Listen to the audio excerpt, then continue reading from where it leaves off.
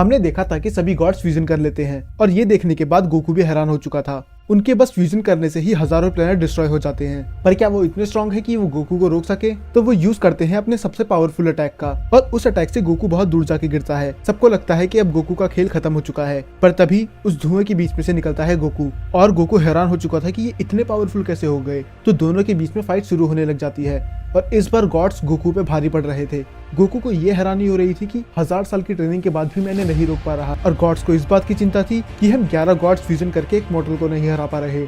अब ये देखने के बाद गोकू और भी ज्यादा गुस्सा हो चुका था। गोकू उनसे बोलता है, मुझे लगा नहीं था कि मुझे इसका भी यूज करना पड़ेगा, और गोकू ट्रांसफॉर्म करने लग जाता है और हम देखते हैं अल्ट्रा इंस्टिंक्ट 3 गो। और इसके बाद ये पावर खुद ज़ेनोसामा तक को महसूस हुई थी, जो कि इस मल्टीवर्स के ही बाहर थे।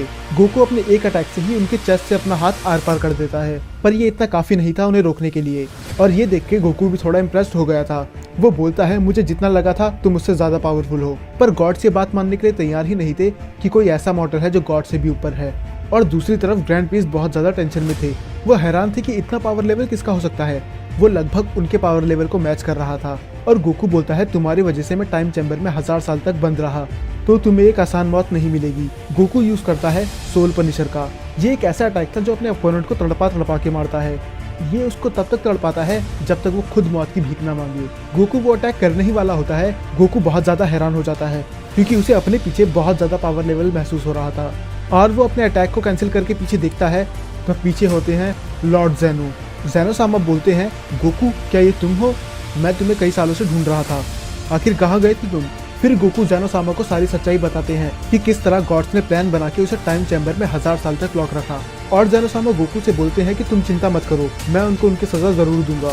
पर गोकू साफ मना कर देता है कि अब मैं इतना कैपेबल हूँ कि मैं खुद इनसे बदला ले सकूं और मैं खुद इन्हें जान से मारूंगा। पर ज़ेनोसामा समझाते हैं कि ऐसा करना सही नहीं होगा, क्योंकि अगर ऐसा हुआ तो सब यूनिवर्स का बैलेंस बिगड़ जाएगा। मैं मानता हूँ कि इनने तुम्हारे साथ गलत करा है, पर इसकी सजा हम पूरे यूनिवर्स को नहीं दे सकते। ये हमारे यूनिवर्स के लिए बहुत जरूरी है। ये सुनने के बाद गोकू बोलता है कि अब इनकी मौत तय है और इन्हें मेरे हाथों से आप भी नहीं बचा सकते। और गोकू ज़ेनोसामा को ब्लेम करता है कि किस तरह वो एक अच्छे रूलर नहीं है। वो ज़ेनोसामा को अपना दोस्त मानता था, पर उसे बचाने के लिए उन्हें कुछ नहीं करा। और गोकू उन्हें बोलता है कि तुम बिल्कुल कैपेबल नहीं हो पूरे मल्टीवर्स को संभालने के लिए। अब ये सुनने के बाद ज़ेनोसामा बहुत ज्यादा गुस्सा हो जाते हैं। आज तक ऐसा कोई नहीं था जिसने ज़ेनोसामा के साथ ऐसी बात करी हो। फिर ज़ेनोसामा बोलते हैं कि अगर मुझे गॉड्स और तुम्हारे बीच में से किसी एक को चुनना हो तो मैं गॉड्स को ही चुनूंगा, और वैसे भी तुम अब वो गोकू नहीं हो जिसे मैं जानता था। और ये कहने के बाद ज़ेनोसामा गोकू को इरेज कर देते हैं और वो कहते हैं, मुझे माफ कर देना, मैं तुम्हारी सही समय पे मदद नहीं कर पाया। अब गोकू इरेज हो चुका था तो ज़ेनोसामा गॉड्स को सजा देने जाते हैं क्योंकि उनने उसके दोस्त के साथ इतना बुरा करा। पर अचानक से ही उन गॉड्स के मुंह से खून निकलने लग जाता है और एक बहुत तेज रोशनी के साथ वो गायब हो जाते हैं। ज़ेनोसामा को अपनी आंखों पे यकीन नहीं होता। वो देखते हैं सामने गोकू को। गोकू बोलता है कि अब आप में भी इतनी पावर नहीं कि आप मुझे डिस्ट्रॉय कर सको। ये देखने के बाद ज़ेनोसामा और गुस्सा हो जाते हैं और वो अपने गार्ड से बोलते हैं उनको अटैक करने के लिए। पर गार्ड्स भी गोकू को इतना कुछ नहीं कर पा रहे थे।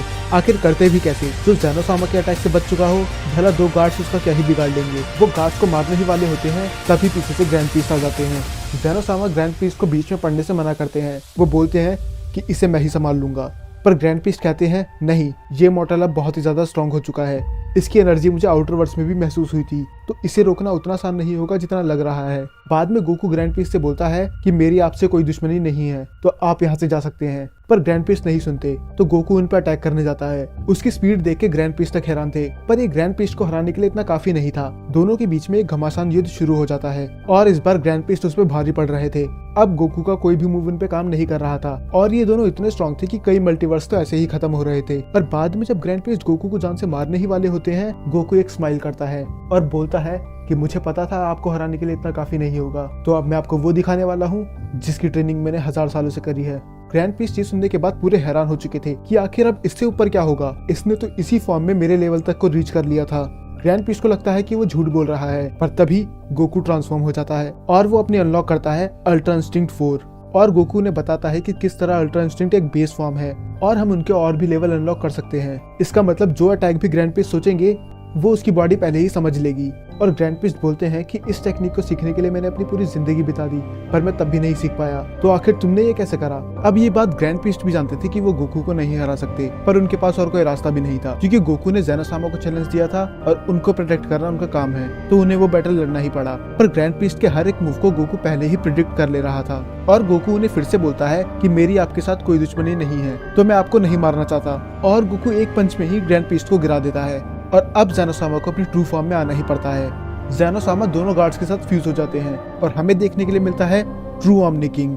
फिर गोकू उनसे बोलता है कि मुझे जितना लगा था तुम उतने भी कमजोर नहीं। तो दोनों के बीच में फाइट होना शुरू हो जाती है, और वो फाइट्स इतनी खतरनाक थी कि कई मल्टीपल्स पोर्टल खुलना शुरू हो जाते हैं। और ये देखने के बाद ग्रैंड प्रीस्ट ज़ेनोसामा को रोकते हैं, और वो कहते हैं कि अगर हम अभी नहीं रुके तो वो आजाद हो जाएंगे। ग्रैंड प्रीस्ट उन 4 डीमंस की बात कर रहे थे जिसे सदियों पहले लॉर्ड ज़लामा ने एक डायमेंशन में बंद कर दिया था, और वो गोकू को भी समझाते हैं कि अगर हम अभी नहीं रुके तो उन्हें रोकना नामुमकिन हो जाएगा। ये सुनने के बाद गोकू को थोड़ा अजीब लगता है। वो कहता है कि मेरे इतने पावरफुल होने के बाद भी ऐसी कौन सी चीज है जो ग्रैंड प्रीस्ट को डरा रही है। पर तब भी वो दोनों फाइट करना बंद नहीं करते, और अचानक से ही एक ब्लास्ट होता है। एक इतना बड़ा पोर्टल ओपन होता है जो अपने साथ साथ कई यूनिवर्स को ही निकल जाता है। अब ग्रैंड प्रीस्ट, गोकू सब उसे रोकने की कोशिश कर रहे थे।